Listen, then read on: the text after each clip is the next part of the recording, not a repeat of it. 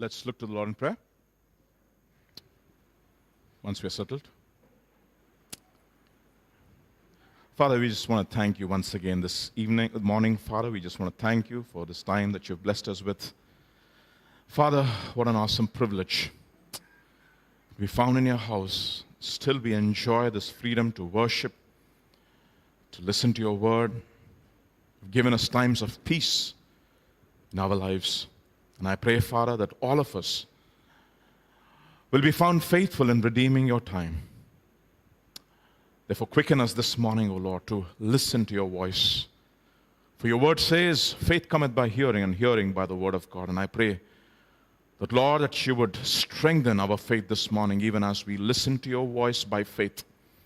Even through the voice of man, I pray, Lord, that you would listen, that we will all listen to the voice of the Spirit animating me, O Lord. And therefore, this morning I pray, Lord, that you would make my tongue as a pen of a ready writer. I pray, Father, that you would make all of our hearts tender so that, Lord, this writer can write your laws into the deepmost parts of us. The world-famous chameleon is a panther chameleon. Okay, it's famous apparently in the US and other places where the tropical climate is there. And it takes any color. Okay, you name it, the spectrum is there. And it can give you a combination of different colors as well. It's called the panther chameleon. And this is what he has to say. He has more colors than the chameleon. Common people say of the devil that he is seen sometimes in one shape and sometimes in another. That is of the devil.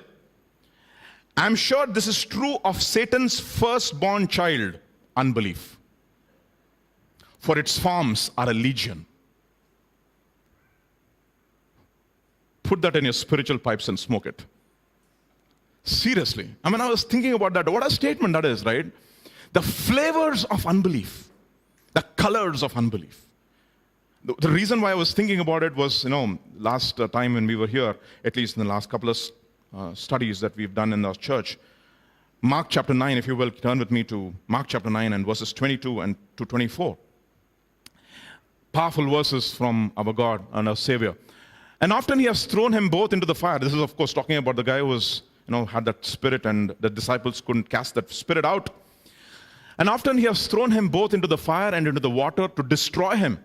But if you can do anything, have compassion on us and help us. And Jesus said to him, if you can believe, all things are possible to him who believes. And then verse 24, immediately the father of the Lord cried out and said with tears, Lord, I believe. Help my unbelief. You see, we all have these things in us. We believe there's one side of us which we hope, this is true. This is true. I wish it is true in my life. I know this is true about God, that he is a God who's a God of the impossible. But I hope it is true in my life too. See, that is a kind of a dichotomy that we live in, right? Many of us in different contexts and different circumstances, it's easy for us to walk by sight than by faith. So, how do we get rid of this is a question. But before we get rid of that, I want to identify the chameleon of unbelief, the colors of unbelief. Okay, some of them at least. Spectrum is, of course, broad spectrum is different colors. You have infrared and you have ultraviolet also. I'm not going to go into that. I'm going to just identify RGB, RBY. Okay, let's see only 3 colors. And then, because we're all computer guys and display people over here. And of course, we have the ultimate camera guy over there who's very, very colorful. He's very, very particular, but meticulous about the angles of the lights as well. I want to look at some flavors of unbelief. Therefore, before we go there, let me just set the premise. How do I identify unbelief and what is God's solution? Okay. Jude's epistle to Jude, and let's read from verse 1 onwards maybe, and then we can read till verse 5. Verse 5, 1 to 5. Jude, a bondservant of Jesus Christ and the brother of James, to those who are called, sanctified by God the Father, and preserved in Jesus Christ. Mercy, peace, and love be multiplied to you. Okay. This epistle I've been reading for the past 1 week over and over again in my mother tongue. Okay. It's like, if I read it in my mother tongue, I get so many flavors of it. It's beautiful if you read. So if you all have different languages, read your Bible in your own mother tongue. It's really interesting. You'll get, the Lord will speak close to you, because Telugu is our own language, right? I hope you're not, you're all ABCDs or what? Okay, confused desis, I don't know. So, firstborn child, let us look at it. He says, beloved, while I was very diligent to write to you concerning our common salvation. So, this guy, he takes his pen and he wants to write pen down an epistle, and then suddenly I found it necessary. The Holy Spirit somehow, just comes over him, impresses on him something very, very strong, and he says, I found it necessary to write to you, exhorting you to contend earnestly for the faith which was once for all delivered to the saints. And the word for earnestly contend comes from the Greek word epiagonizomai, which again we get the word agonize, which is essentially a term of an athlete who's pressing. Rafa lost his match last night, much to my consternation, but he fought. It's the way they agonize to the finish line. You see, this is what he's talking about. He says, contend, meaning agonize over the faith that was once and for all delivered to you. And he's obviously talking about teaching over here. The teaching which empowers and establishes the faith that we have received, the faith of Jesus Christ and the faith of the apostles. Okay, and he says, agonize for those teachings which exhort and strengthen you in the faith. And we talked about what is agonizing in one of our studies recently. And he says, contend earnestly for the faith which was once and for all delivered to the saints. I remember the old Sunday school song that I heard when I was growing up. We can't go to heaven in an aeroplane. Aeroplane doesn't fly that high. We can't go to heaven in a limousine, but the God doesn't have any gasoline. Okay, and then finally, all those songs are to, because in Sunday school you want to, they sound very nice. But then again, very interesting line. It says, you can't go to heaven in an easy chair, for the Lord doesn't want any lazy bones there. Okay. You see, God never calls lazy bones. Everybody is at his job when he was called. Men who are mightily used of God. I don't know any other call. I've not seen any other call. I've seen Moses' call was working with his father-in-law's sheep. Elisha's call working with 12 yokes of oxen, and one of the oxen, he had 12 tractors, but he says, I want to work on the other tractor. He was not lazy. Every of the disciples, when they were called, they worked all night, notwithstanding the fact that they caught nothing, but they still worked all night. Levi was at the customs working, God called him. Everybody was doing something. And therefore, you need to understand God is not interested in people who are not hardworking, unfortunately. Okay. So he has to change our work ethic radically. And I'm talking about spiritual things. In spiritual things, we have to really, really understand that things of God don't automatically happen. Okay. You're not going to be just raptured like that. No. Okay, you'll be in for a surprise, right? Therefore, understand this. Therefore, he says, let's move on. Verse 4 and 5. For certain men have crept in unnoticed, who long ago were marked out for condemnation, ungodly men, who turn the grace of God into lewdness. Now, one of the things that Paul says is that I worked harder than everybody else. How? By the grace of God, I am what I am, he says in 1 Corinthians chapter 15. And the grace of God was not in vain because I worked harder than all the others. That means what? The grace of God doesn't make us lazy. If we are people who have really appropriated and understood what true grace of God, that's what Peter will talk about in 1 Peter chapter 5. He says, this is what I wrote to you briefly, exhorting you that this is indeed the true grace of God. Right? And Paul says, you know what, I received the grace of God, and the grace of God was not in vain. I worked harder and much more serious than the other guys. And you know that he was one guy who just went and shot ahead of many of his peers, if not all. So, and deny the Lord Jesus Christ. And then look at what verse 5, and I want to stop there. But I want to remind you, though you once knew this, that the Lord, having saved the people out of the land of Egypt, afterward destroyed those who did not believe. You see, that's stunning. You were saved to be destroyed. That's incredible, isn't it? And the word for destroy comes from the Greek word apolemi, from which we get the word Apollyon, from which we get the word destroyer. Of course, right? And in other words, he's saying, I saved you out of Egypt and I handed you out to the destroyer.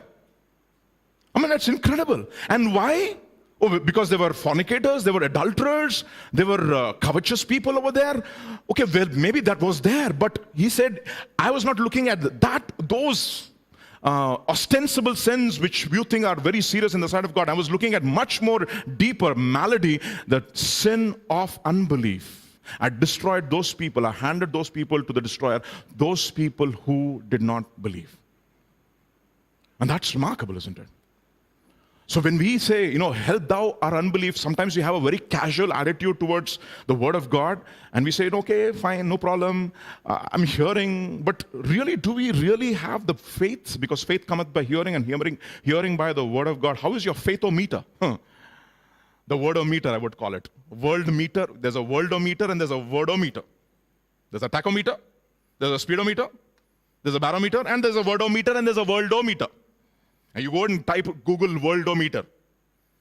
They will show you how many people have COVID and how many people have this and how many people have that. Dr. Richard is laughing at me because he knows worldometer. Okay. Wordometer, there's no such word called wordometer in Google. But Christians are not supposed to have worldometer. They are supposed to have what? Wordometer, which will measure how much of the word has become a part of us. Right? So this is it. You were saved and you were destroyed because of unbelief. So how do we identify unbelief? And right from the beginning, I want to show you three flavors, three colors of unbelief. Let us look at from our fall. Because if unbelief is a root of all sin, it has to start there. Right there in the beginning, it has to start. Let us look at Madam Eve and Satan. Verse 15 of Genesis chapter 2 onwards. And the Lord God took the man and put him in the Garden of Eden to dress it and to keep it. The word dress it is to tend it. It comes from the Hebrew word abad, from which we get the word ebed, which means servant. Okay? Abad means to worship. Ebed means a servant. So who's a servant? Is a guy who worships. Understand that, okay? These are all play on words. And the Lord commanded the man, saying, of every tree of the garden thou mayest freely eat, but, verse 17, of the tree of the knowledge of good and evil thou shalt not eat of it, for in the day that thou eatest thereof, thou shalt what? Surely die. In the Hebrew language, if they have to emphasize something, they do it twice. Yeah, for example, verily, verily, exactly. Lord, Lord. And if they have to call God, they call him just not double superlative, triple superlative. Holy, holy, holy. Okay. That is to establish the fact that there's nobody like him in the entire universe. And then when he says, you shall surely die, you know what it means? Actually, in the Hebrew, it's very interesting.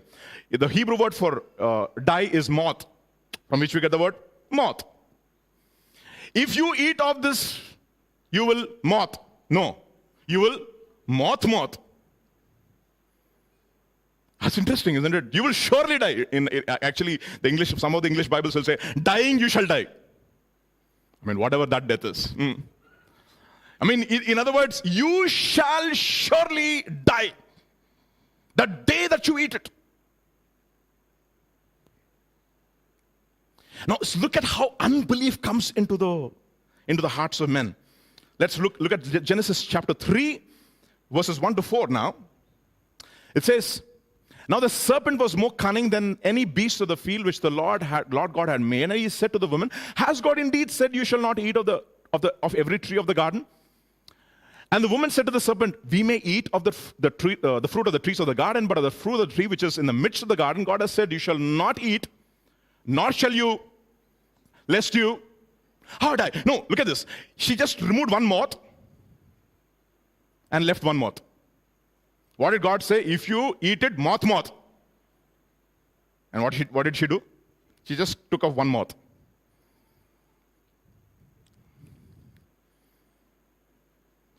And then you know what happened? Enemy pounced on it. Verse 4. Then the serpent said to the woman, you shall not moth. Look at that. Look at how unbelief creeps in. You know how unbelief creeps in? I'll tell you how unbelief creeps in. Unbelief creeps in when we lessen the intensity of the Word of God. God means what He says, and He says what He means. His yes is a yes, His no is a no. And every promise in Christ Jesus is what? Not maybe. It is yes, sir. And in Him is amen. So what happens? How does unbelief creep in into people's life when you lessen the intensity of the Word of God? If you take the words of God less seriously. Now think about it. That's the reason why we keep on telling people, how are you prepared to receive the Word of God on Sunday morning? Okay, and we have been given times of peace now. And we will get times of trouble, and they are coming. So how are we going to deposit the Word of God? How seriously are we going to take the Word of God determines how strong our faith is. Otherwise, we will be victims of unbelief. So one of the first colors of unbelief is we lessen the intensity of the Word of God. We don't say, maybe, maybe it's true. I don't know. You lessen what it actually tries to say. That is the reason why he says, in Revelation is a strict warning. If anybody adds to it or subtracts from it, for is cursed. And therefore, and Paul goes on to say, if anybody preaches any other gospel other than what you have received, let him be what? An anathema. Let him not listen, or rather, let him not just go on to one side, because the Word of God has got two sides. And you see, the point is this. What does it say? How does enemy put it? Say, okay, fine, it doesn't matter. It's not that bad. Things will not go that bad. You can handle it. You see, you can handle it. It'll be, you can handle it. No, it's okay, no problem. But so that one act, you are reaping the consequences of that one act even today. Look at what it says in Romans chapter 5, verse 12 onwards. Romans chapter 5, verse 12 onwards. Therefore, just as through one man sin entered into the world, and what entered? Death through sin. And death passed to all men, for all sinned. And now he says, and Paul is like, you know what, I don't want to lessen the intensity. Let me explain this, he says. You know what he says? For until the law, sin was in the world, but sin was not imputed when there is no law. But, look at verse 14. Nevertheless, death reigned from Adam to Moses, even those who did not actually sin like the way Adam sinned. Death reigned. And people were dying. And if you read Genesis chapter 5, he was born, he died. He was born, died. Born, died, born, died. It's like as if you're going through a cemetery. You see, are you able to handle it? No. Everybody comes there, finally. And it's become so powerful now. No, death is a reality. It doesn't matter how powerful you are in this world. However powerful you are, one thing you will never able to escape in your life is the power of death. Impossible. Impossible. Everybody will die. That's what exactly Hebrews chapter 9 verse 27 will say. It is appointed to man to die once, and then judgment. Psalm 49, very interesting. He says, all these fellows, they're building and structures and calling those structures after their own names. Akineni Villa, dead. Nagesarao, okay? Tarakarama Villa, dead. Tarakarama Street, dead. PNR, God, dead. All they have is one statue. I like that. No, I don't know where they're pointing. Everybody's pointing like this, Okay, everybody's pointing like this. All dead. Maybe they're pointing to Christ. I don't know. It doesn't matter.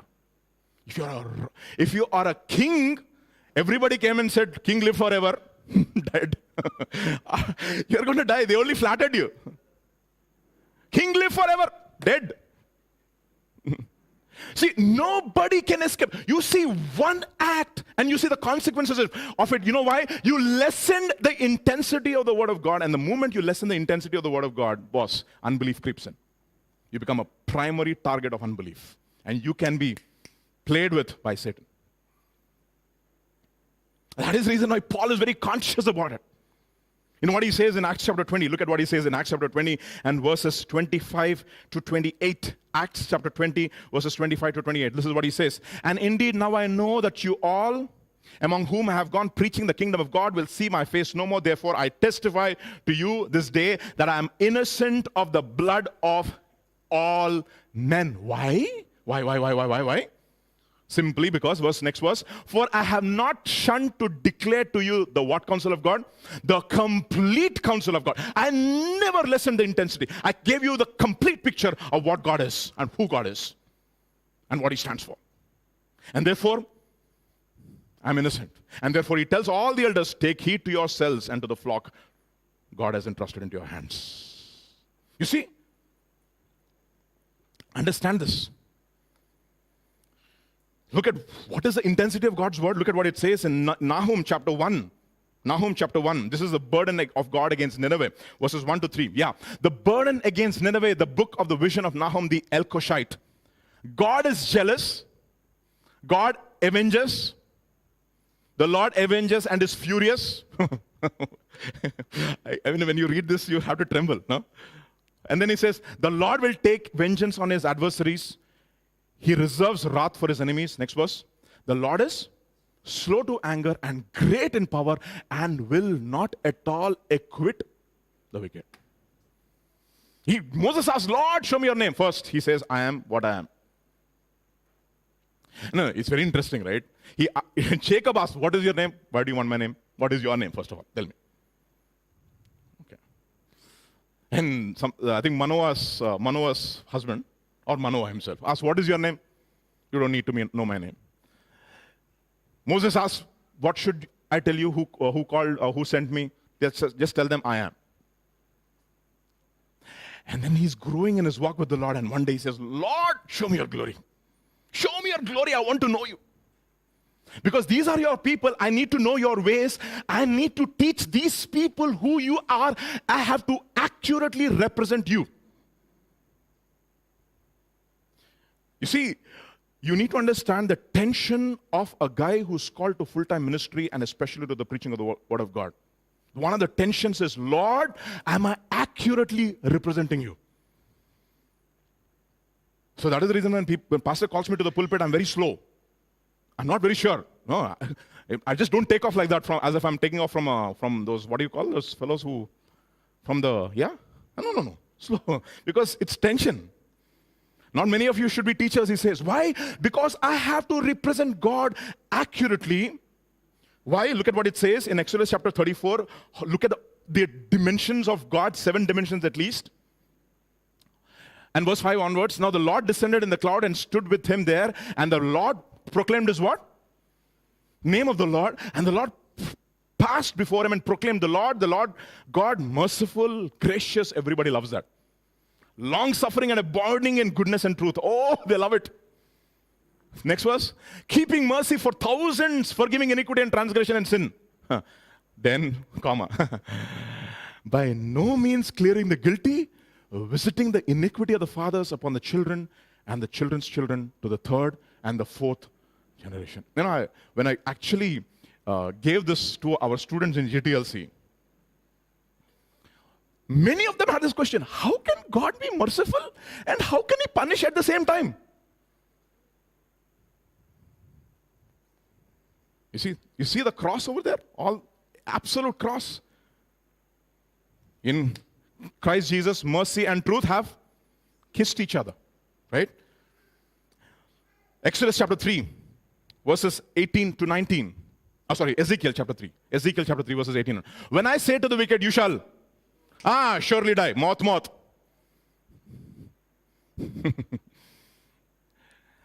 And you give him warning. Speak to warn the wicked from the wicked way, to save his life. That same wicked man shall die in his iniquity, but his blood I will require. You see, that means you are guilty of his blood. And it says, if you have killed somebody in Israel, whether intentionally or unintentionally, who's after you? The avenger of blood is after you. Who's after you? The avenger of blood is after you.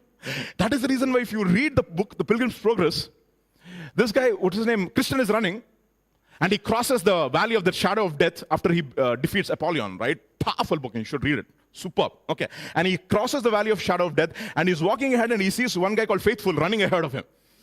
And he says, Faithful, Faithful, stop for me. And you know what Faithful says? I don't want to stop. The avenger of blood is behind me.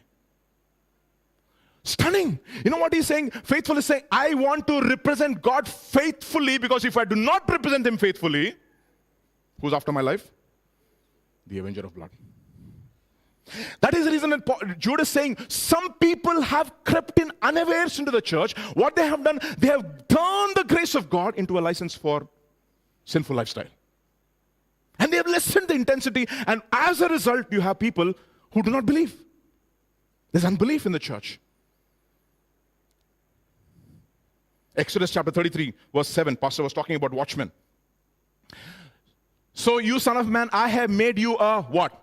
A watchman for the house of Israel. Therefore you shall hear a word from my mouth and warn them for me. And then go on. When I say to the wicked, oh wicked man, you shall surely die. You shall surely die.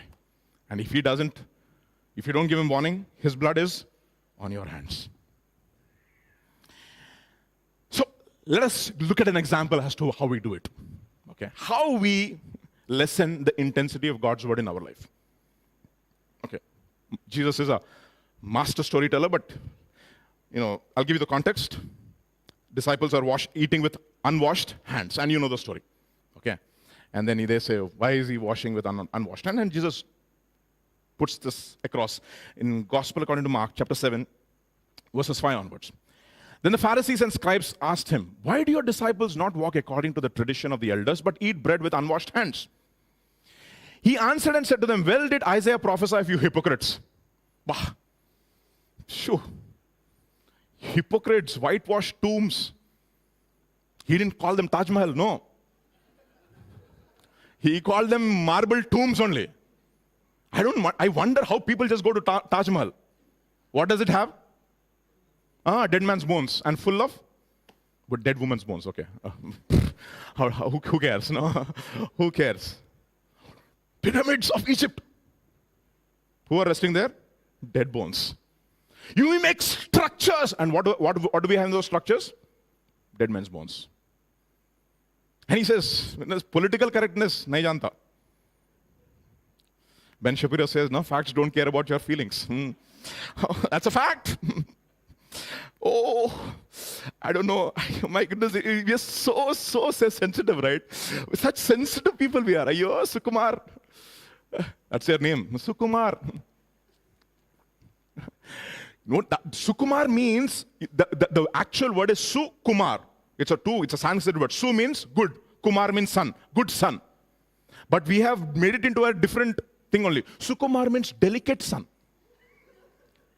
Delicate fellow. She's Sukumari. Ay, baboy. Sukumar. How many Sukumars and Sukumaris?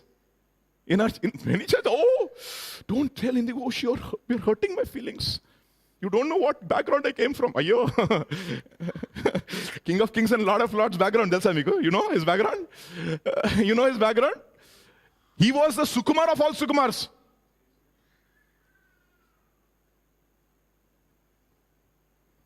You understand? Okay. Okay, that is, it's a free lesson in Sanskrit and Telugu, okay, for you all. And then what he says, he answered and said, well said did Isaiah prophesy of you hypocrites as it is written, this people honors me with their lips, but their heart is far. Now look at how he identifies how the Pharisees lessen the intensity of a commandment. Okay, look at this, next verse.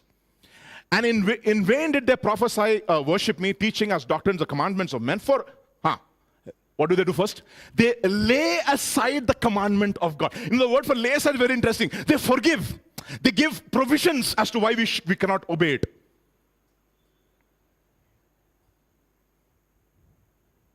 Under these circumstances, you cannot obey them.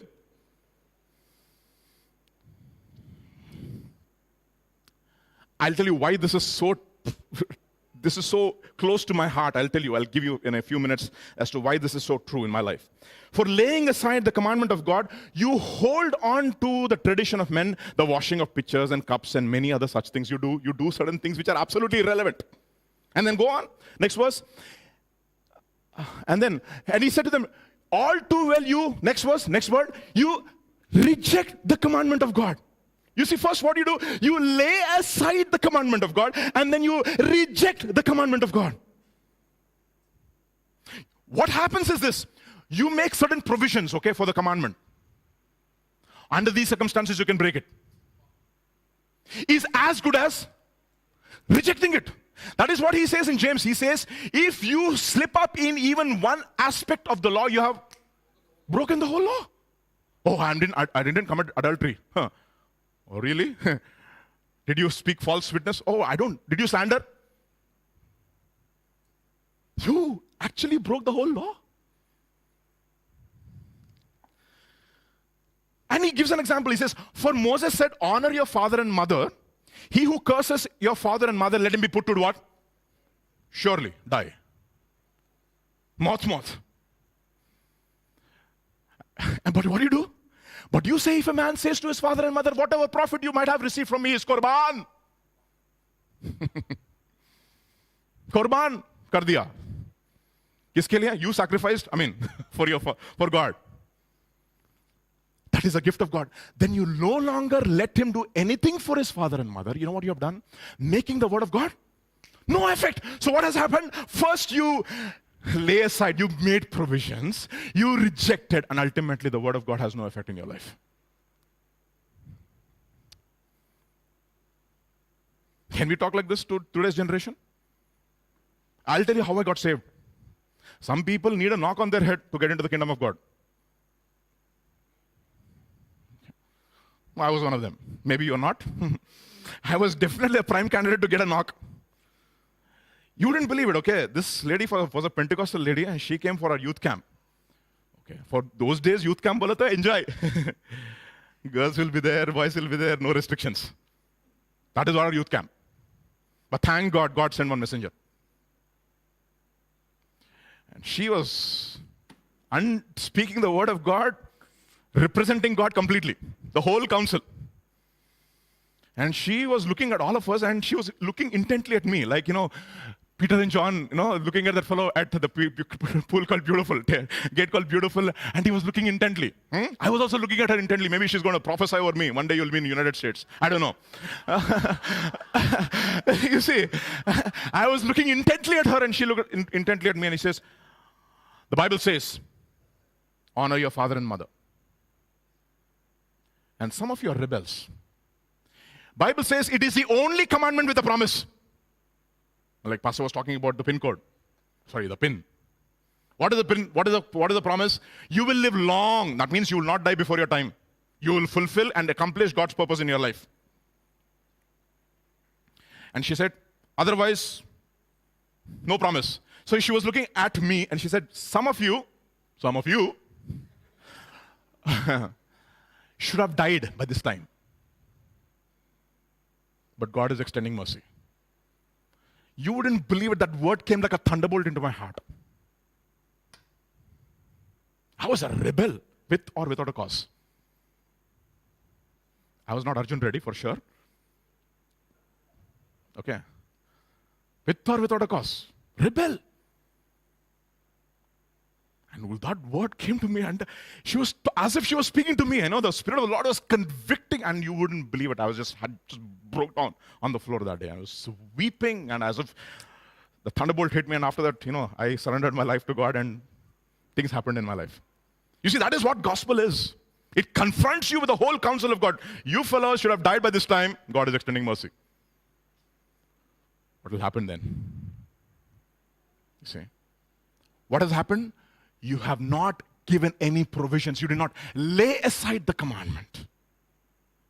You did not reject the commandment. You upheld beheld the righteousness of God, the righteous standings of God. That is the reason why it says, false balances and false weights are an abomination to me. Why does he say that?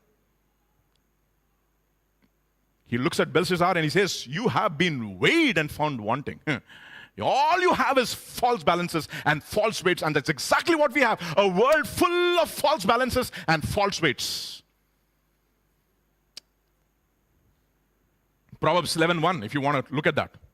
Yeah, thank you. Dr. Dr. Luke is. A false balance is an abomination to the Lord, but just weight is his delight. Why? Because he is the only weight. He's called the stone of Israel. Who's a stone? He's a weight. Understand this. Never lessen the intensity of God's word in your life, because that is life.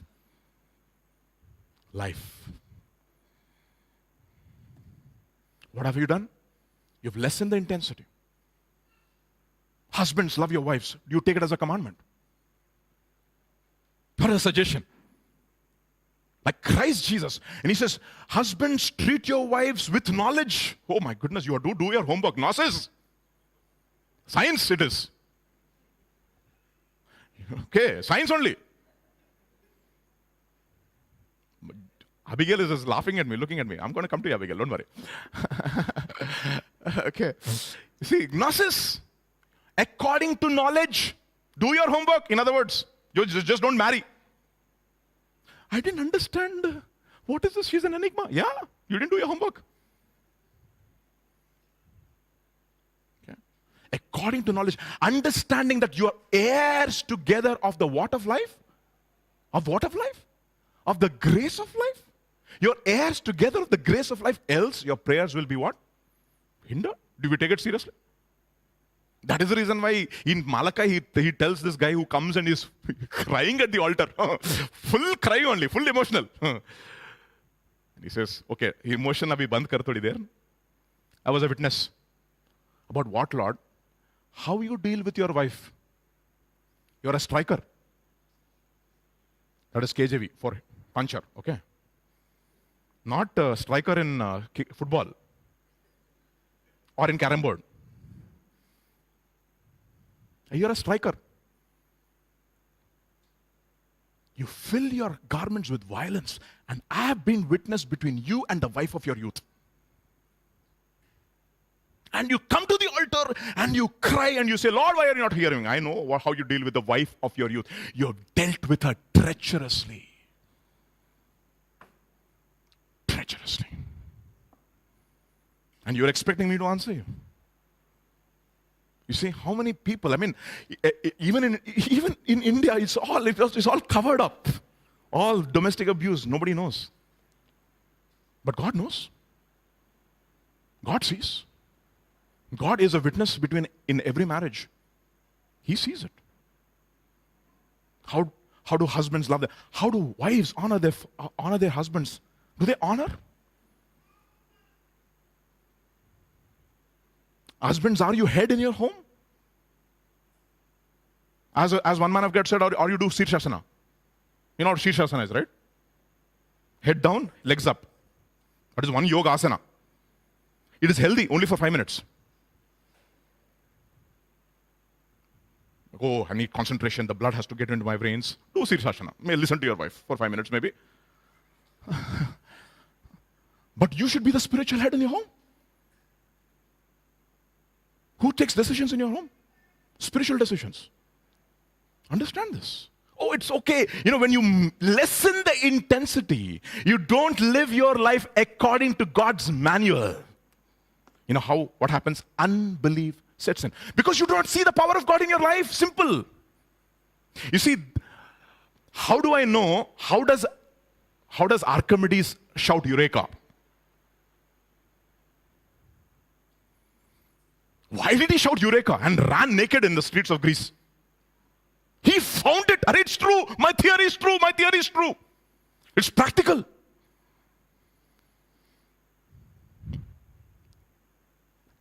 Christian life is also practical. Therefore, it says in 2 Thessalonians chapter 2. 1 Thessalonians chapter 2, verses 13 onwards. For this reason, we also thank God without ceasing, because when you received the word of God which you heard from us, you welcomed it as the what?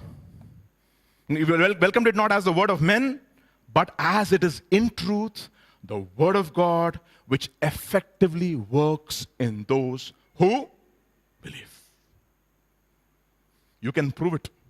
You know, one of the challenges that I have, Lord, my life should be a testimony of your word. I have proven you, Lord. I put you first in my life, and I lacked nothing in my life. I was faithful to you, Lord, to the best of my ability, and you have been faithful to me, O Lord. I honored you, Lord, and you honored me too. Because your word says, those who honor me, I will honor. I put you first, and I say, I backed your word up with my life, and you backed me up with your anointing. My life is a testimony. Because these are all things which you can prove in your own lives. You see, these are all principles of the word of God. Works in us. And why do people have unbelief? Because they don't see it working in their life, and therefore they say, oh, it's not working for me. You see, word of God has got the power to work in those who believe. And therefore, you know what? Never lessen the intensity of God's word for yourself. When you read the word of God, say, Lord, this is true. Whether I like it or not, this is true. This is true. You are welcome. Your word is welcome. Your word is welcome in my home, in my life. Romans 11, verses 22 onwards. For if God did not spare the natural branches, he may not spare you either. Verse 21.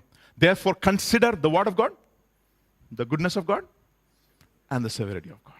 Both. The goodness of God. The severity of God scares you. The goodness of God leads you to repentance.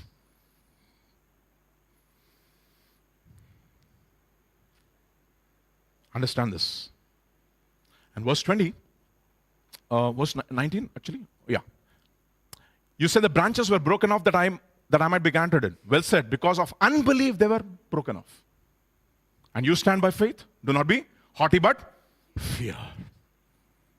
Unbelief.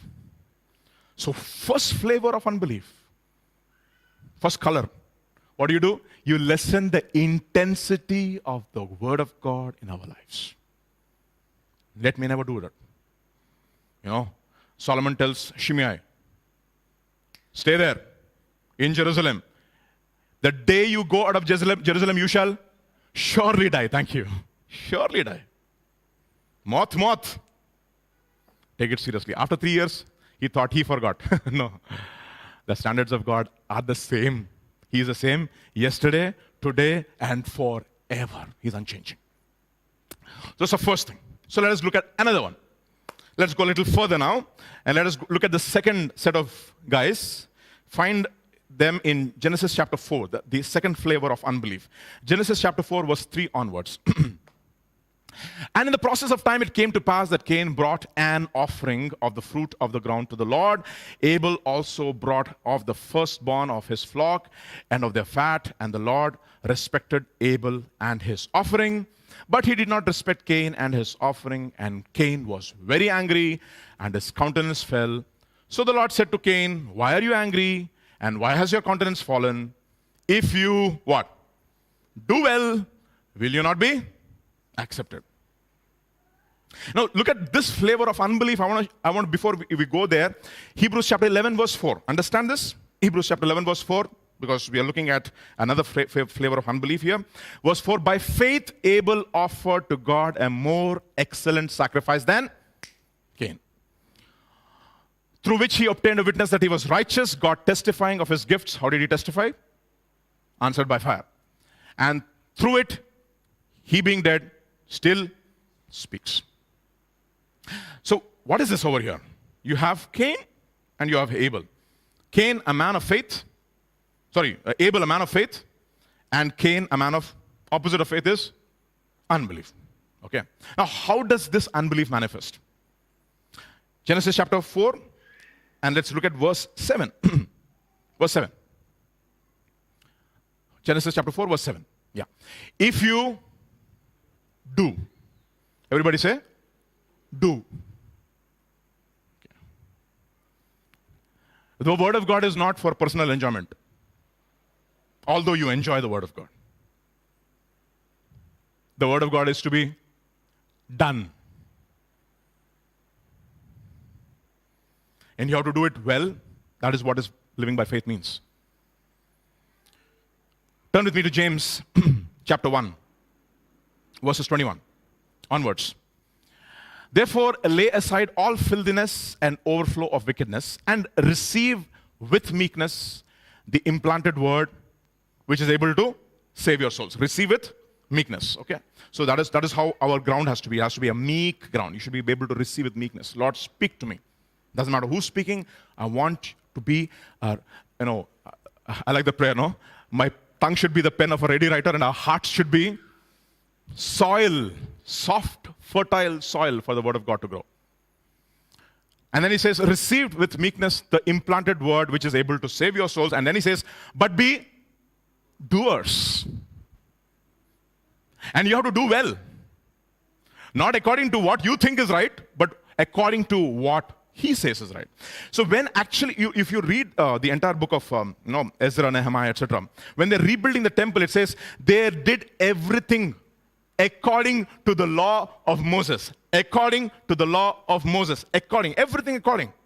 They did everything according to the law of Moses. And he talks about Ezra. Ezra says he was a scribe, he was a great learned man, but he prepared his heart to do and then to teach in Israel, statutes and judgments. Okay, so what does it mean? Therefore, lay aside, but be doers of the word and not hearers only. Otherwise, what will happen to you?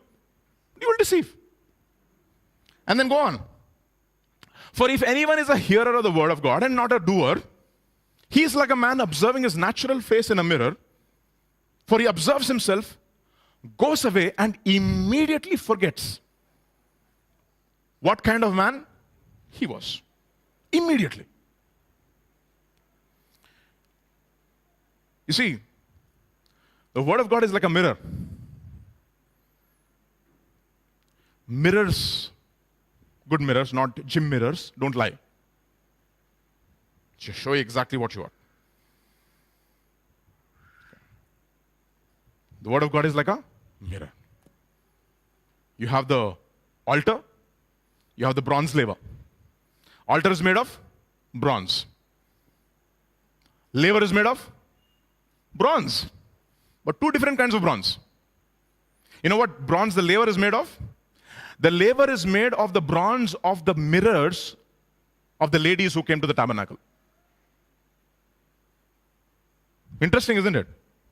Okay, every lady has a purse, and what is there in the purse? Mirror. So Batzalel was there. Batzalel was given all the structures as to how to build the tabernacle.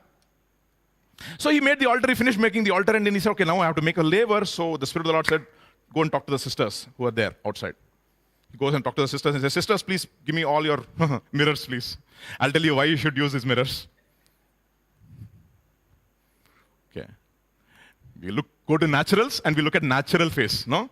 The ultimate natural is the word of God. Okay. So sisters, please give me all your bronze mirrors. These people came from Egypt full of mirrors. Okay. Isn't it interesting? You go to Max showroom, lifestyle, everywhere you find what? Mirrors. In every angle and different dimensions, just in case you have blind spots. You can see yourself. They are not convex mirrors or concave mirrors. Everything is true. They have a virtual image, but it's exact representation of who you are in different angles. And that's exactly what the laver is. The laver shows you who you are. And you know what the guy who's supposed to go into the holy place has to do? First, he has to wash himself at the laver. Who's the guy who goes inside? The priest. And he has to wash himself when he goes in, and he has to wash himself when he goes out. After he goes in and he comes back to offer sacrifices at the altar, he should wash himself. Otherwise, what will happen to him? He will die. He's serious. The interesting thing though here is, very interesting, okay? Now, if we actually want to hear from God, where should you go? You should go to the most holy place. Where is the laver and the altar? In the outer courts. The problem is, many people are still in the outer courts. They have still not heard from God. You know why? Because they're forgetting what they are every Sunday. You see, when John writes his epistle, he says, this is the message we have heard and that we declare. So, if you want to look at the dimensionalities of the apostolic message, you know what apostolic message consists of? God is light. First thing. What is he? Light. And what kind of light? Unapproachable light. Second, in him there is no darkness at all. If you say that you have fellowship with him and walk in darkness, you lie and do not do the truth. The third lesson. But if you walk in the light as he is in the light, the blood of Jesus will cleanse you from all sin. Fourth lesson. Fifth lesson, if you say that you have not sinned, okay, you deceive yourself and the word of God is not there inside of you. But if you confess your sins, he is faithful and just to forgive you and to cleanse you from all unrighteousness. Seventh lesson, if you say that I have no sin, you make him a liar. Choose, therefore. 7. That's exactly what the dimensionalities of the apostolic message is. The apostolic teaching, whatever the teaching is, first thing you'll say that God is light. Every time the word of God, he exalts the light of God and he shows you what you are in the light of God's word. You know what it says in John's Gospel chapter 3? This is the condemnation that light came into the world, but men loved, darkness, they loved it. They love darkness. They don't want anybody to know who they are. They hid themselves in darkness. You deceive yourself. It's the doers of the word of God who are justified, not the hearers only. You see, Elisha and the other prophets, no? Everybody knows. Do you know that your master is going to be taken away from you today? Everybody knows. Please keep your mouth shut, no? I also know. Everybody knows, but who's going to follow Elijah? Only Elisha. Everybody knows, but who does? Elisha. From Gilgal to Bethel to Jericho to Jordan East to Jordan West, back to Jordan East with the anointing. Everybody knows, but it is only the doers who get the ultimate anointing. You know that? And everybody is what? From the school of prophets. From seminaries. Pun intended, okay? It's true. Everybody knows. Faith without works is dead. There is dead faith. There is demonic faith also. I'll show you. Turn with me to James chapter 2. Verse 18 onwards now.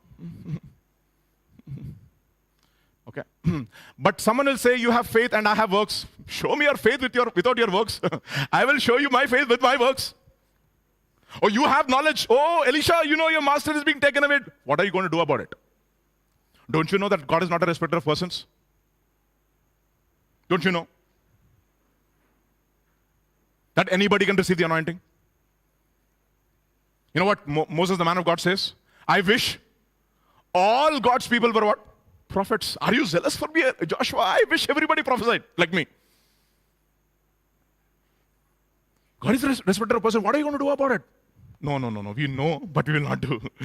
That is such a convenient position. That is how you deceive yourself.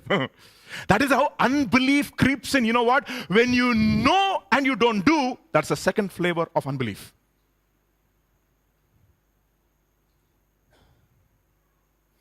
When you know and you don't do, second flavor of unbelief. First, when you lessen the intensity of what God says, you don't accurately represent him, unbelief creeps in. Second, If you know and you don't do. That is the reason why if any man knows what to do is right, what the right thing is to do is, and if he does not do it, what is it for him? Sin. Why? Because it's not from faith. Because faith has to have an action. And then he says, but he who doubts is condemned if he eats. Oh, sorry. Oh, thank you so much, Dr. Richard. Boy. Yeah, thank you. But do you want to know, O foolish man, that faith without works is dead? Was not Abraham justified by works? Verse 19, actually. Please show me verse 19. You believe there is one God? God is one. You do very well. Even the demons believe. You have demonic faith also. You don't have the faith of Christ. You have the faith of the demon. You don't have the faith of the apostle. You have the faith of the demon. How? Because you know and you do not do. Because the demons can't do. They know very well, but they can't repent. They know everything about God. They know that their judgment is also set. But do they repent? No. Second flavor. And then he says in verse 25, forget about Abraham, okay? Abraham, you'll say, okay, he's a great man. Look at verse 25. Look at one lady over here. He says, likewise was not Rahab, the harlot. You see, the one thing about Rahab is mentioned in the Bible. Everywhere you see her, one thing is mentioned. One degree is mentioned. It is not doctor or PhD or MA or anything. Rahab, the harlot. Now you can take about harlot in many ways. What does Rahab the harlot mean? The one person who destroyed many families. Who has tempted many men. Who has destroyed so many marriages. Whatever stigma the world gives her. Rahab the harlot. And she says, was also she not justified by what? By works, when she received the messengers and sent them out another way. You know what she did? I'll show you what she did. Look at what it says about her in Joshua chapter 2, verse 8 onwards. Verse 8 onwards. Joshua chapter 2, verse 8 onwards. Now when she hides them, now before they lay down, she came up to them on the roof and she said to them, I know the Lord has given you this land. That the terror of the Lord has fallen on us. And that all the inhabitants of the Lord are faint-hearted because of everybody shivering. Everybody's scared. But how many believe? Only one. And what does she say? Next verse. For we have heard how the Lord dried up the water of the Red Sea, and for you when you came out of Egypt, and what you did to the two kings of the Amorites, which are on the other side of Jordan, Sihon and Og, whom you utterly destroyed. And as soon as we heard these things, our hearts melted, neither did there remain any more courage in anyone because of you. For the Lord your God, He is God in heaven above and on earth beneath. Therefore, what should you do, please? Therefore, I beg you, swear to me by the Lord, since I have shown you kindness, that you will also show kindness to my father's house, and give me a true token. Spare my father, my mother, my brothers, my sister, and all they have. She included everybody. That is faith. I don't want anybody of them to perish. It's interesting, right? By faith, the walls of Jericho came down, and what is the only part of the wall which remained? Rahab's house. That is called whatever laser beam attack. Nicely, he destroyed everything else except this home. That's how God is. Hid. And what is she called? Rahab the harlot.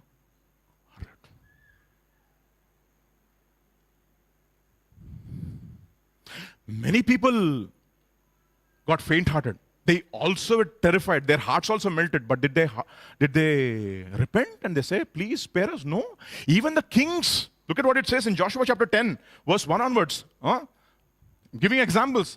Now it came to pass when Adoni-Zedek, king of Jerusalem, heard how Joshua had taken Ai and had destroyed it, as he had done Jericho and its king, so he had done to Ai and its king, and how the inhabitants of Gibeon had made peace with Israel and were among them, and they feared greatly because Gibeon was a great city, like one of the royal cities, and because it was greater than Ai, and all its men were mighty.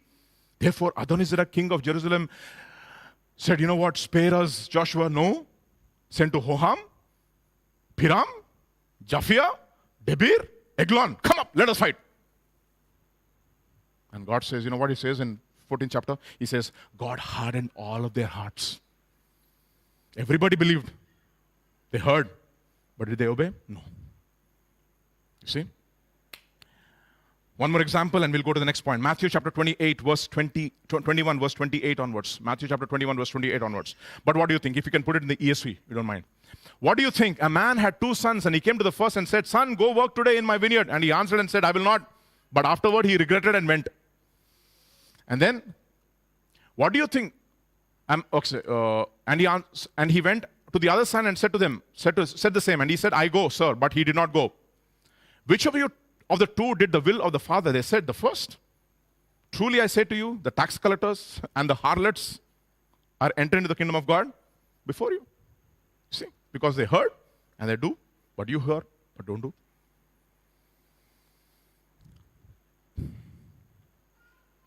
If you do well, you will be accepted. That is the first. Second thing which I want to look at. First is when you lessen the intensity of God's word. Second, when you hear but don't do, what creeps in? Unbelief. That's the second flavor of unbelief. We'll look at 3. Let us look at Genesis chapter 16. Now Sarai, Abraham's wife, had borne him no children. And she had an Egyptian maid servant whose name was Hagar. So Sarai said to Abraham, see, now the Lord has restrained me from bearing children. Please go into my maid, perhaps I shall obtain children by her.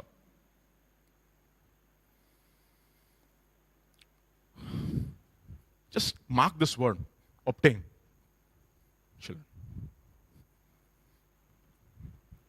The word for obtain is build. Build. Bana, from which we get the word build. So Sarah is saying, my home is not being built.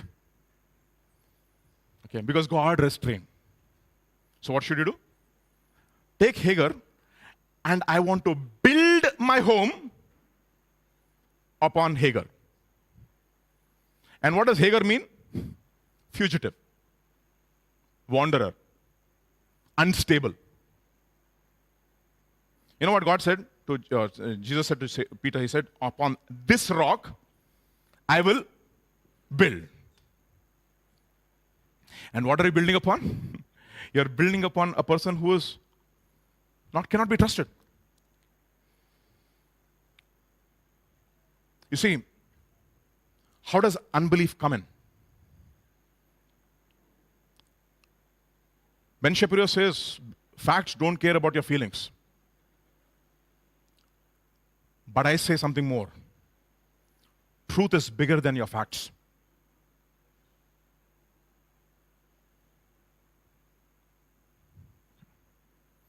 What are the facts?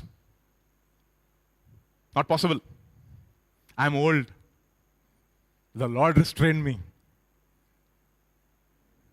Have children. Let us build upon some other foundation. Let us build on facts.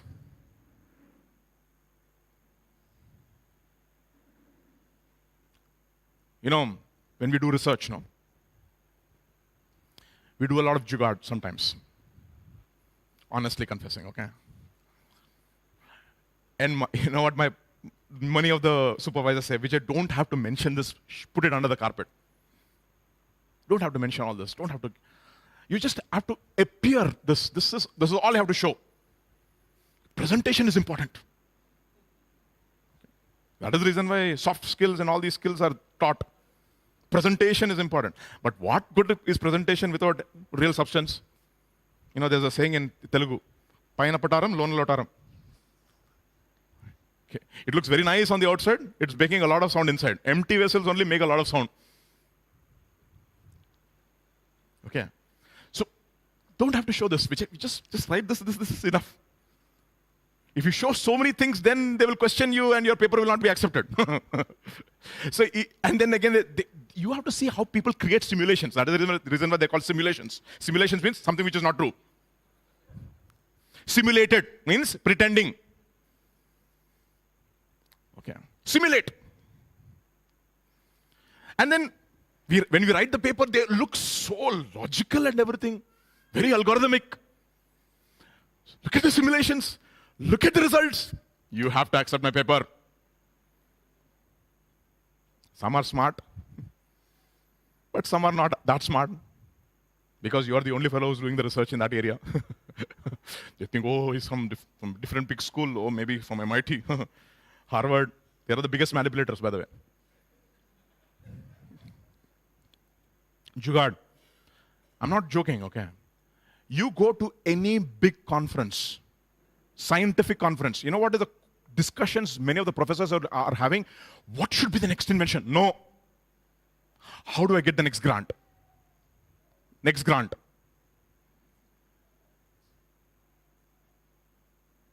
It's like your managers in your companies. They go to the client, sir, this will be done, this will be done, this will be done, this will be done. How much are you charging? $11 per hour only, sir. Oh. And then what happens? They come here to your companies. You know, managers become damagers. Right? Oh, they show everything, but ultimately when it comes to the nitty-gritties, nobody is able to deliver. But we got the money. Now we have to show the client something. So what do? Jugaad. That is what we call Microsoft. Service pack 1, 2, 3. Patches, yeah? You put patches. Built on false foundations. Facts. Truth is bigger than your facts. The truth of God's word is bigger. What is your facts? Biologically not capable of doing anything. Impotent. The omnipotent, when the omnipotent meets the impotent, what a line that is. That you can, Pastor, you can possibly copyright that and patent it maybe, I don't know. See, you say, Lord, I am absolutely. You know what? If you have to put a label upon yourself, one of the labels that you can put for yourself is, I am impossible. What are you? Impossible. Everybody who is in the ministry, they are all impossible. This fellow, impossible. How can he do this? Impossible.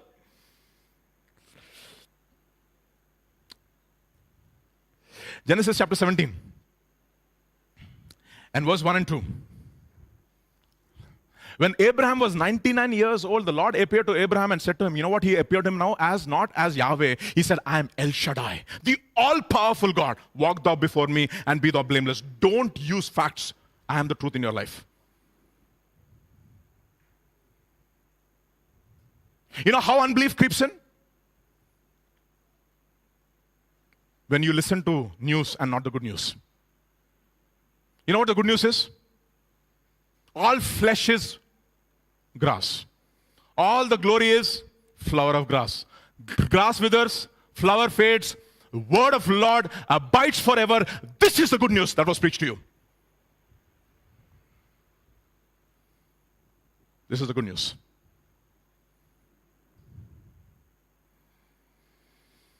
I'll show you. Turn with me to James, okay? James, just one application of it. James chapter 1. It's not there. Verse 9 to 11. Let the lowly brother glory in his, what? Exaltation, but the rich in his humiliation. Because as a flower of the field, he will pass away. All your riches, all that you attain for yourself, all is going to pass away. Next verse 11.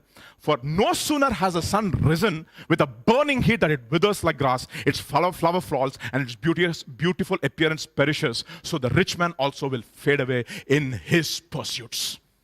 And what are you pursuing? Facts, but there is truth. Because people called you impossible, no. And you want to prove it that you're not impossible. And that is how many of us are encouraged in Harvard. You cannot do it, right? And you say, I want to prove it. And what has happened? For half your life, you're trying to prove to somebody. When God says, I already accepted you. I know you're impossible. I know you're impossible. You know what I am? Let's turn to Genesis chapter 18, verse 9 onwards. Then they said to him, "Where is Sarah, your wife?" So he said, "Here in the tent." And he said, "I will certainly return to you according to the time of life, and behold, Sarah, your wife, shall conceive, and shall have a son." Sarah was listening in the tent door, which was behind him. That's how they do. That's the reason it's called eavesdropping, because eaves, EVES, drop. Okay. And now Abraham and Sarah were old, well advanced in age, and Sarah had passed the age of childbearing.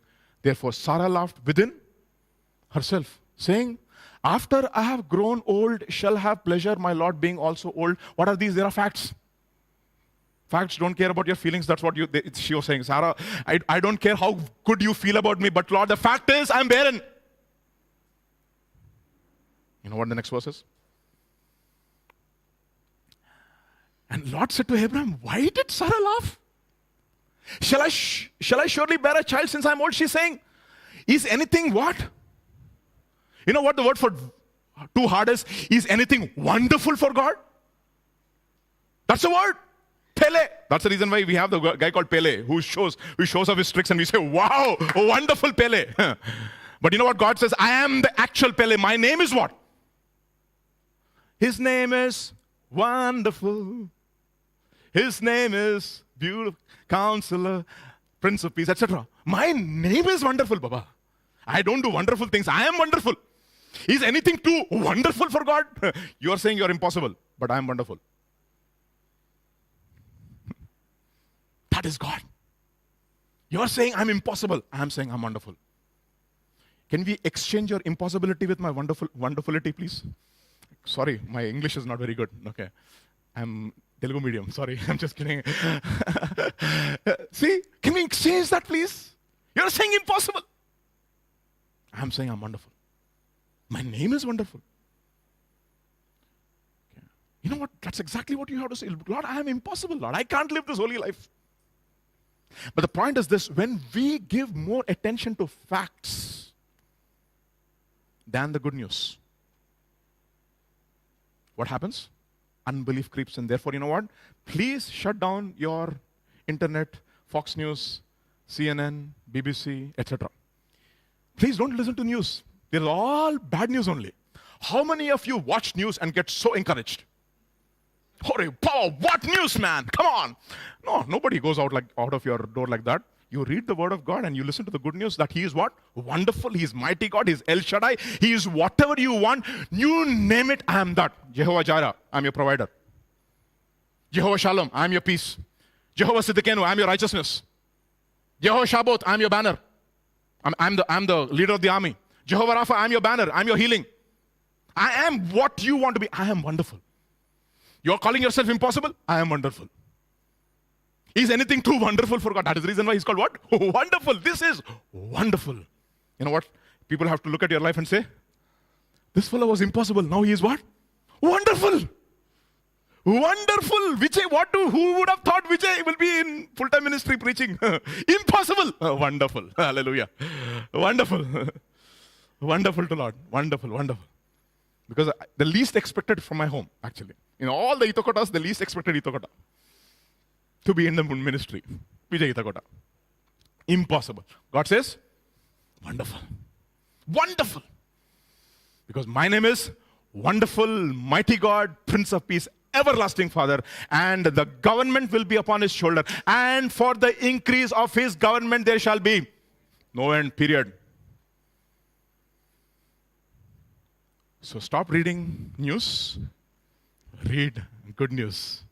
Think about it, no? We read diligently Fox, and he will fox you. He has foxed all of us, by the way. My goodness, he disappointed me like big time. I thought he was the only conservative channel who was standing for truth. He disappointed me. I said, boss, this fellow was true to his name. His name is Fox, and so is he.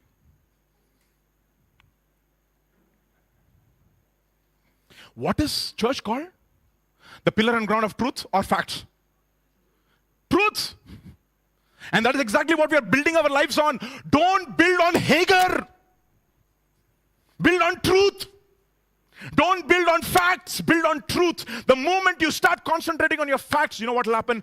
Unbelief will creep in. How does unbelief, the third color of unbelief, when you talk about and magnify your facts and facts and facts, oh, we were like grasshoppers before their eyes, and even in their eyes also we were grasshoppers. Who told you? They are all melting with fear because of you. You're speaking for the enemy also now. You have become the spokesperson of the devil. What are we? We are not spokespersons for the devil. We are spokespersons of God. And what we ought to establish, we have to establish the truth. The church is called the pillar and the buttress, the foundation of truth and not facts. Lord, if you would have come a little earlier, you would have saved my brother. Lord, the fact is, if you open, it'll stink. I did a biology lesson, I know. Rigor mortis has set in, and even now, decay has also set in fourth day. What are they? Facts. You know what Jesus says? I am the resurrection. Where you end in your life, I will start from there. See, ultimately, after death, anybody can do anything. What is it? Impossible. You know what God says? From there, I will start. That is wonderful. Where we end in our life, Christianity starts there. Life ends at death. Christianity starts from death. The power of the resurrection.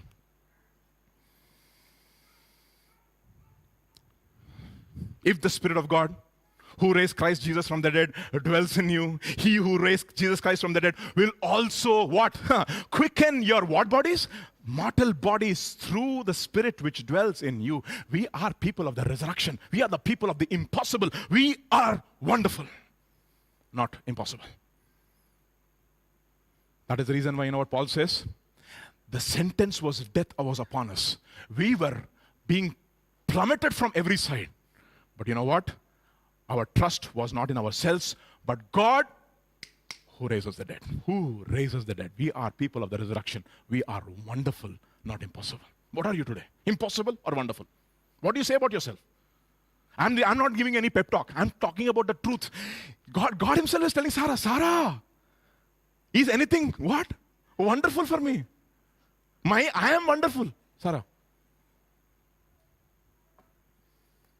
But God, everything looks impossible. Everything absolutely looks impossible, and that is when God acts. You know what? We still want to have control in our lives, no? You know, Dr. Richard was asking me, Pastor, we did not make a PPT. He said, you know what? I don't want to make a PPT if I'm not under control. That's what I told him. Because I would have the control over all the screens so that I know exactly what is going. Because somebody is hiding there. Okay, I don't know what he's going to do, but I want to have control. And that's exactly what we are. We want to have control, some control, some control. You know what God tells Ezekiel? Walk. The water comes till the ankles. Walk a little more. Sure, Lord? Yeah. Still under control. Till here. More, and he goes deep down inside, and now he says, begin to swim. That is Christianity. As long as you are under control, you are impossible. When God is under control, you are wonderful. What are you on? What are you today? Impossible or wonderful? Don't build your life on facts. Build your life on truth. Don't build your life on science. Especially in organic chemistry. Because one of the quintessential rules in inorganic chemistry, everything is an exception. Oh, this is the rule, but there is an exception. Rule, exception. But where is the truth over here? No truth, only exceptions. That is the reason why I used to hate chemistry, particularly inorganic chemistry. Sorry, Tabitha, okay.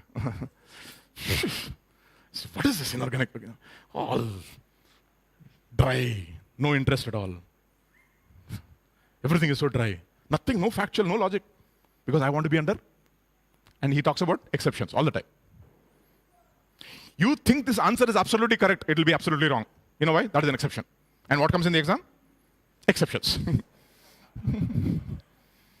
See, in intermediate exam, to give you 90%, you will get what you want. But in IIT JEE, all exceptions, because they want exceptions, not normal people. You understand what I'm talking about? They don't want impossible. They want exceptional. You know what God says? I'm not going to just want exception. I'm wonderful. I'll make you wonderful. Beyond them. One day IITians will come and sit at your feet and they'll learn from you. How about that? That's exactly what is happening, no, with Pastor James and me. I'm sitting at his feet and I'm learning from him. Like one student for 12 years now, 13 years, sorry, 13 years. I'm very, very senior, dinosaur here. Okay, I'm prehistoric, even before the church started. So, build yourself. So how do we tackle unbelief? So I gave you 3 flavors of unbelief. There are several flavors. First is when you lessen the intensity of the word of God in your life. Second, when you know and you don't do. Third, when you build your life on facts and not truth. Okay, I gave you the diagnosis and I have to give you the solution like a good doctor. So how do we tackle unbelief? Let us look at Jude only. Okay, we'll look for the answers in the solution manual. And solution manual is Jude himself. Scripture will answer Scripture. Scripture poses the question and it also gives you the solution. Jude chapter 1 and verse, only chapter 1 because the computer is a dumb machine, so verse 20 onwards. But you, beloved, building yourself upon the most holy faith. First thing, build yourself on truth. So, Proverbs chapter 14, verse 1. Let's read that first, quickly. Proverbs chapter 14, verse 1. The wise woman builds her house, but the foolish woman plucks it. And we are all the bride of Christ. So what should we do? We have to build our homes upon the truth. 24:3, Proverbs. 24:3, Proverbs. Through wisdom, a house is built, and by understanding, it is established. Proverbs 9:1. Wisdom has built her house. She has what? Hewn her what? How many pillars? 7 pillars. So let us look at the 7 pillars of wisdom quickly. 7 pillars of wisdom. James chapter 3, verses 13 onwards. Who is wise and understanding among you? Let him show by good conduct that his works are done in the meekness of wisdom. But if you have bitter envy and self-seeking in your hearts, do not boast and lie against the truth. This wisdom does not descend from above, but is earthly, sensual, demonic. For where envy and self-seeking exist, confusion and every evil thing are there. And verse 17, but the wisdom that is from above is first what? Pure. Pure. First thing is what? First pillar, purity. The word of God is the one which makes you pure. Cleanse yourself by the word of God. Cleanse yourself constantly. Second, peaceable. What peaceable is not just peaceable means peace, having peace with God and peace with man. No. It is to make you complete, to make you thorough and make you equipped for every good work. Third, gentle. Okay. Gentleness. A soft answer turns away wrath. Okay. Gentle. Fourth one, willing to yield. That means what? If I am wrong, I will change myself. Fifth one, full of mercy and good fruits. Sixth one, without partiality. And seventh one, without hypocrisy. 7 pillars of wisdom. Build your house.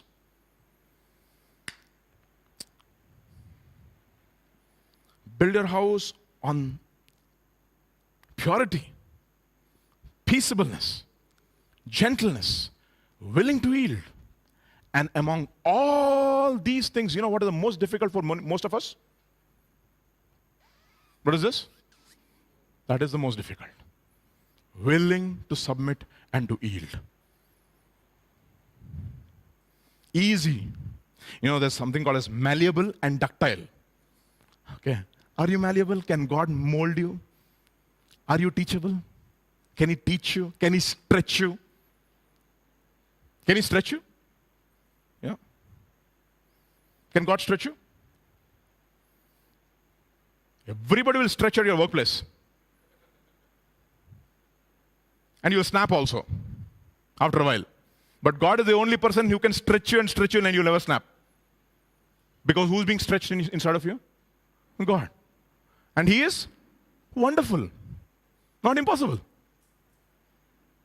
Stretch. Full of mercy.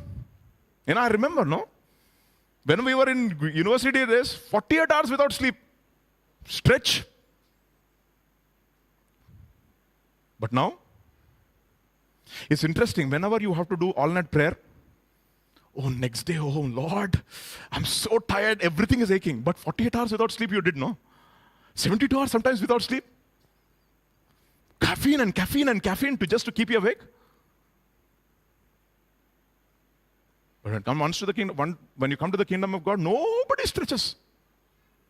That is what we call as going the extra mile. That's exactly what Joseph was. Go to Shechem, doesn't go to Shechem, he goes all the way to Dothan. You can stretch him. Can God stretch you? We were under a stretching exercise for 65 days, isn't it? Peter, boy, we could be stretched.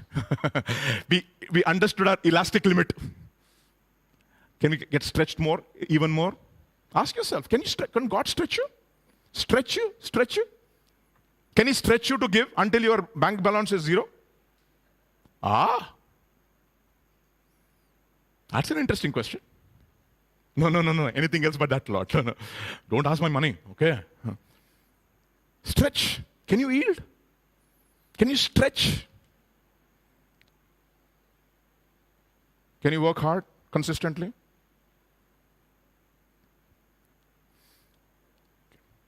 One of the things that we tell students, right? Sir, full tension, sir. I don't know if I'll be able to do it. 21 days. How many days? 21 days. Get into a routine and you'll be able to do it. That is what we call as what fast? Daniel fast. They all got it from the Bible.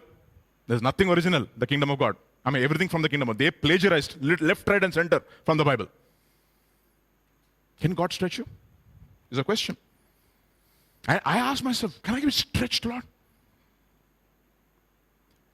I remember when we used to go with Pastor Eric. This guy used to drive miles left, right of Jharkhand, and every time he comes out, he's fresh. I looked at him, bro, you are indefatigable. That's one word I learned from Norman Lewis, word par made easy. Indefatigable means this guy never gets tired. Can be stretched. Supernatural, that is. Can you be stretched? Paul could be stretched night and day. Okay, so build your life on these foundations. Second, let's go to the next one. Let's go to Jude chapter 1 again, verse 20. So build your life upon the most holy faith. Second, what do? Praying in the Holy Spirit. What is that? Second pillar, second foundation. How do you build yourself to keep yourself from unbelief? You pray in the Holy Spirit. Why is this important? Why is praying in the Holy Spirit important? Romans chapter 8 verses 26 and 27. I'll tell you this. Likewise, the Spirit also helps us in our weaknesses, for we do not know what we should pray for as we ought, but the Spirit Himself makes intercession for us with groanings which cannot be uttered. Now He who searches the hearts knows what the mind of the Spirit is, because He makes intercession for the saints according to the will of God. So when you're praying in the Spirit, what is happening? That is the reason why He says, those who pray in the Spirit edify themselves, they build themselves. How do you build yourself? First, on the most holy faith, on something which strengthens your faith and gives you wisdom. That's what Paul says, as a wise master builder, I laid the foundation. And what is the foundation? No other foundation other than Jesus Christ Himself. And the church is being built upon the foundations of the apostles and the prophets. And the second foundation is what? Prayer. And what prayer? Not just ordinary prayer, praying in the Spirit. Do you think speaking in tongues is an option? I don't know. Ask for it desperately. Seek and you shall find. Ask and you shall. God will give you. If He can give, if our evil fathers can give us good gifts, how will God not give us if only we ask? See, when we had the visitation of the Holy Spirit in our church, we were all desperate people. Desperate. Desperate. And I didn't want God to pass me by. And when I got the gift, in Pastor James's words, I was like a boy who got his toy. And I was holding on to it, running from here to there. Afterward, I became a fool for Christ. Ask for that. It's a fantastic experience. It's one of the most refreshing experiences you'll have. After you had a tough day at work, start speaking in tongues. You'll see how things will change in your life. Build yourself. How do you do it? By praying in the Holy Spirit. So in order to pray in the Holy Spirit, you should be what? Filled with the Holy Spirit. So how do you be filled with the Holy Spirit? Ephesians chapter 5, verses 17 onwards. Look at what it says. Therefore, do not be unwise, because you have to build yourself on the most holy faith, but understand what the will of the Lord is, and do not be drunk with wine, in which is dissipation, but be filled with the Spirit. How? Speaking to one another in psalms and hymns and spiritual songs. And one of the challenges that I want to give for all of us, when you come together as brothers or sisters and you have your own fellowship, can you speak to one another in psalms and hymns and songs of the Spirit? How do you get filled with the Holy Spirit? By speaking to one another. And it says, Galatians says, if you receive the word of God by faith, and what will God do? He will fill you with the Holy Spirit. Did you receive the Spirit by the works of the law or by the hearing from faith? Not by the works of the law, but the hearing from faith.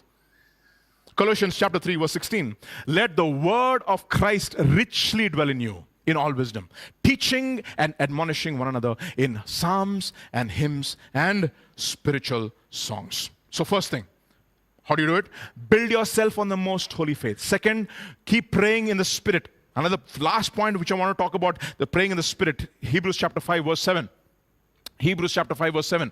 Who in the days of his flesh, when he offered up prayers and supplications, is talking about Jesus, with vehement cries and tears to him, who was able to save him from death and was heard because of his godly fear. Pray. Make this as a habit. At least 3 times a day. Yesterday, we were talking about it. Psalm 55 will say, morning, evening, and then afternoon. 3 times, at least. Just giving you. I'm not making any rules, but David did that. Morning, evening, afternoon. 3 times. That's exactly what Daniel also did. How many times? 3 times. Pray. Third one. Practical things. Let's go back. Jude. Keeping yourselves where? In the love of God. How do you keep yourself in the love of God? And how do you do it?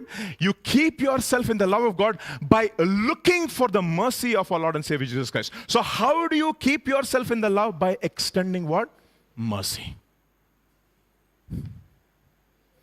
Okay. 1 Peter chapter 4. How do you extend mercy? Verse 7 and 8. But the end of all things is at hand, therefore be serious and watchful in your prayers, and above all things have what kind of love for one another?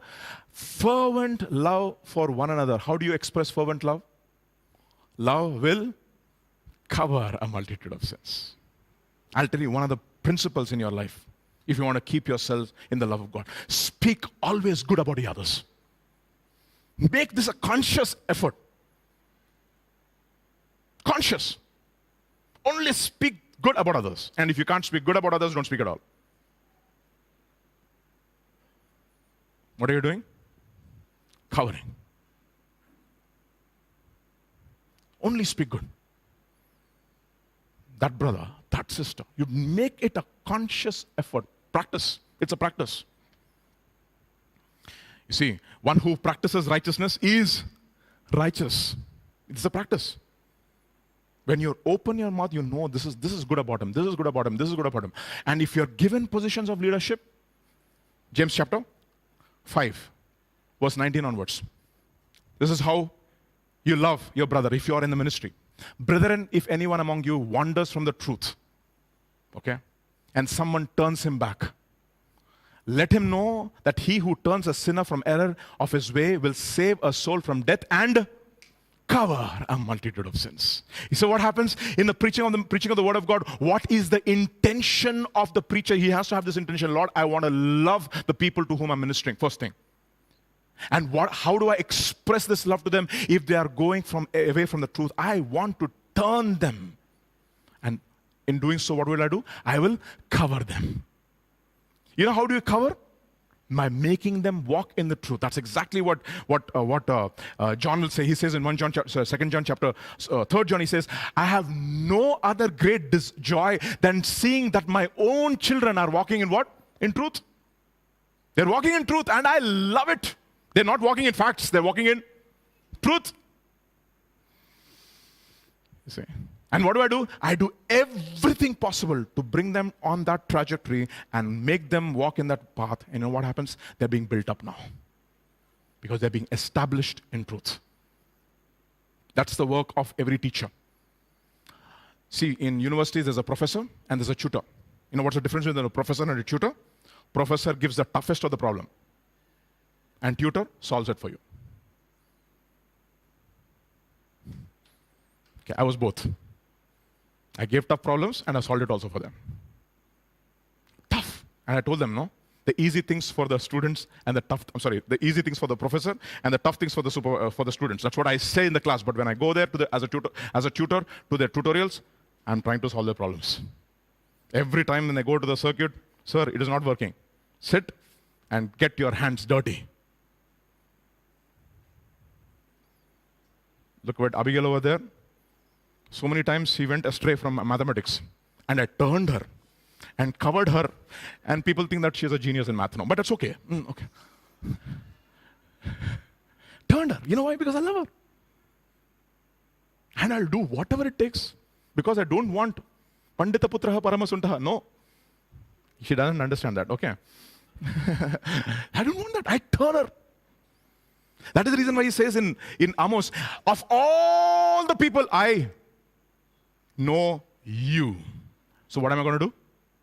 I'm going to punish you is what the rendering is. In the actual rendering, I will visit you for your iniquities. What is iniquity? Inequity. You're just going away from the path. So what I should do? I should bring you back to the path. So I'll be there, discipline you, and bring you back to the path. And as a result, what am I doing? I'm covering you. I'm covering you. Keep yourself in the love of God, meaning what? Keep yourself under a covering of a people, of a bunch of people, or of a teaching which will keep you on the straight and narrow path. Don't be like Shimei running away from Jerusalem after 3 years. Don't be like Shimei. Don't be like that guy who runs away from Jerusalem to Jericho. Leaving Jerusalem and going to Jericho. Keep yourself consistently. One of the things that I see and I long for in young people is consistency. You're there today and you're gone tomorrow. I was telling one brother, I don't want to mention his name, I said, can you be banked upon? I know you will be there if I asked you to be there. And very few brothers like that in the church. Who will be there? I know one brother is there. He's sitting there, Sami. He's there. All the time, available. You can bank upon him. Okay. Not exalting, but I learn from. As you see, what I'm talking about, you can be banked upon. Stay there. Stay under the covering of teaching. Just don't run away. Stay there consistently for a period of 6 months at least. Otherwise, there's a saying in English, I don't know, somebody coined that. He said, an unrewarded genius is almost a proverb. What is it? Decode it if you're not able to understand. An unrewarded genius is almost a proverb. You know why? Because genius is 99% consistency and 1% inspiration. Thank God Magnus Carlsen compares himself to Rafa Nadal and not Federer. Article, you should see. I said I'm Magnus Carlsen fan, not Bobby Fischer fan. Because Bobby Fischer, flash in a pan. One day he's world champion, second year gone. He disappeared from the scene. But Carlsen, unmovable. Wow. Champion, you cannot beat him. He says, I'm like a monster, he says, like Rafa. Oh my goodness, Rafa. He's teaching us so many lessons. Okay. Understand this. You see? Consistency. You're there and you're gone tomorrow. Why you're not under teaching? Many of us are like that. You're not consistent for a period of time. You cannot be counted upon. Understand that. Second, the last one. Jude chapter 1 again and verse 23. 22. And on some have compassion, making a distinction. Actually, the word is, some people are wavering. So what do? Have compassion upon them. How do you have compassion? By not wavering. You see, how do you know a person can be depended upon? He is not wavering. I'll show you this principle. Turn with me to Romans chapter 14 and verse 1 and verse 1 to 5. Okay, let's read it. Okay. Receive one who is weak in faith, but not to disputes or doubtful things. For one believes he may eat all things, but he who is weak eats only vegetables. My goodness, strong person eats all things, by the way. Anyway, let not him who eats despise him who does not eat, and let not him who does not eat judge him who eats, for God has received him. Who are you to judge another's servants? To his own master he stands or falls. Indeed, he will be made to stand, for God is able to make him stand. But look at verse 5, the principle. One person esteems one day above another esteems every day alike. Let each be what? Fully convinced in his own mind. You not be wavering. You want to save somebody else? You should not be wavering. You should be fully convinced in your own mind. And then you'll be able to help those who are wavering. Finally, Jude chapter 1, verse 23. Okay. But others save with fear, pulling them out of the fire, hating even the garment defiled by the flesh. Now look at this. All this is to fight what? To fight what? Unbelief. This is all active things that you need to do in your life to fight unbelief. Practical things. But others save by fear. How do you do this? I'll give you an example. Turn with me to Genesis chapter 14. Okay. And let's read from verse 21. This is after Abraham rescues Lot, and look at what it says. Now the king of Sodom said to Abraham, give me the persons and take the goods for yourself. But Abraham said to the king of Sodom, I have raised my hand to the Lord God Most High, the possessor of heaven and earth, that I will take nothing from a thread to a sandal strap, and that I will not take anything that is yours, lest you should say, I have made Abraham. You know what he's saying? I rescued these people. I don't want to touch anything which is defiled by the garment of flesh. I rescued them. I rescued Lot, but I'm not going to allow any of those things to touch me. But I have a burden for the lost. All this is to fight unbelief.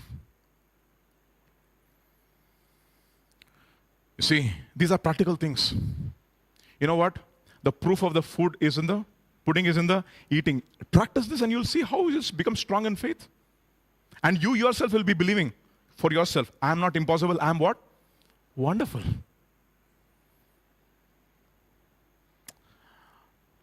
The last word for today. I want to leave you with this exhortation. 2 Kings chapter 7. And let's read from verse 1. Then Elisha said, hear the word of the Lord. Thus says the Lord. Tomorrow, about this time, a seah of fine flour shall be sold for a shekel, and 2 seahs of barley for a shekel at the gate of Samaria. So an officer on whose hand the king leaned answered the man of God and said, look, if the Lord would make windows in heaven, could this thing be? What is that? Unbelief. And he said, in fact, you will see it with your eyes, but you shall not eat of it. Now, this is what he's talking about. He says, even if the Lord is going to open, nothing like this will happen.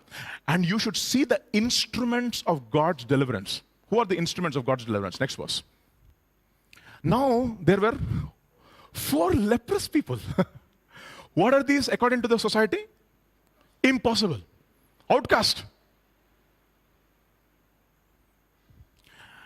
Men at the entrance of the gate, and they said to one another, why are we sitting here?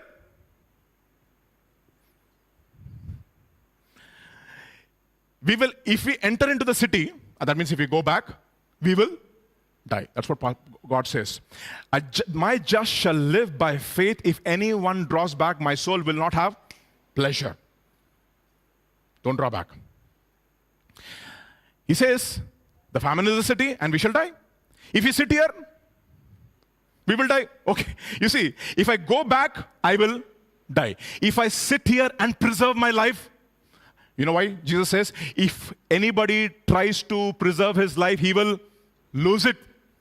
And then he says, let us surrender to the army of the Syrians. That means, let me just go ahead. If they keep us alive, we shall be alive. Otherwise, if they kill us, we will be dead. Now tell me, which has the maximum probability of being alive? Going back, staying, or going ahead? So what will you choose? Toss a coin. So, they're saying, you know what? Heads we win, tails they lose. What is there to lose? If we sit here, we will die. If we go back, we will die. Might as well go. You know what happens? They go. And because of the decision that they make, the impossible becomes wonderful. And there's a deliverance which is wrought. Because of 4 people, leprous people, outcasts, impossible people, what society says, even if you come close to me, you should say, I'm unclean, unclean, don't go away, please. Don't touch me. And those people go ahead. There's one truth here. You know where's the maximum security? In the will of God, not outside the will of God. You go back, you will die. Stay here, try to preserve your life, you will die.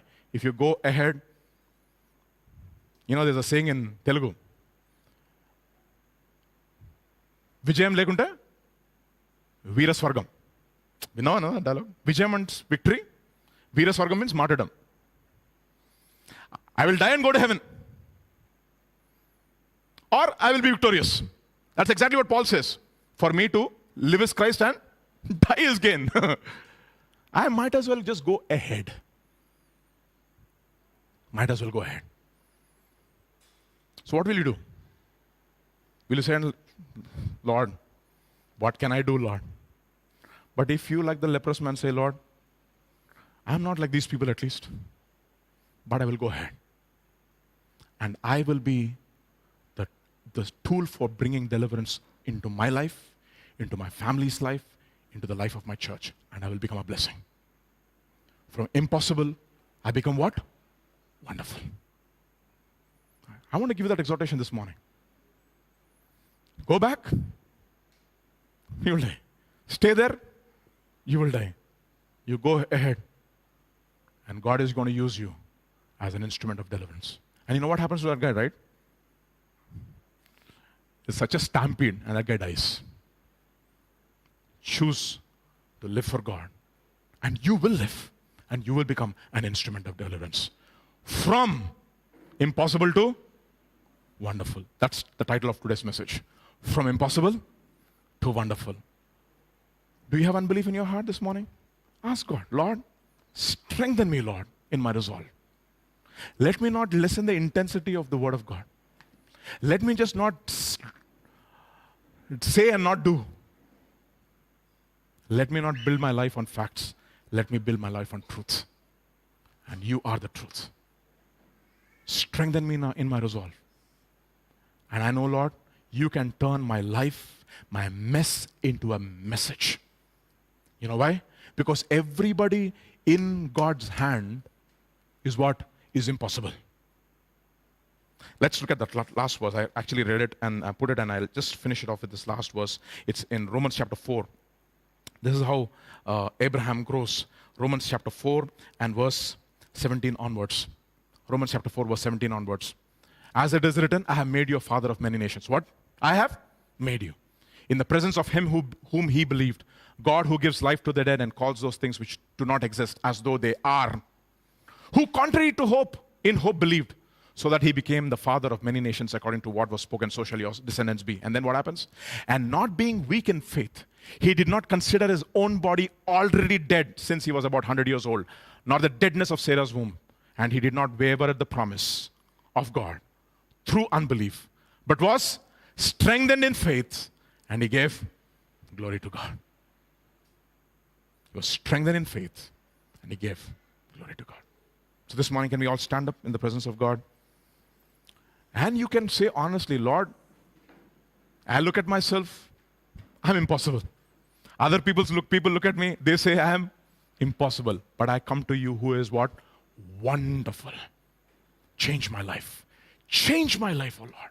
And I believe you're able, more than able to make my life from a mess into a message. Can we pray? Father, This morning, O Lord, I pray, Father, that I have delivered your heart to the best that I know how I can.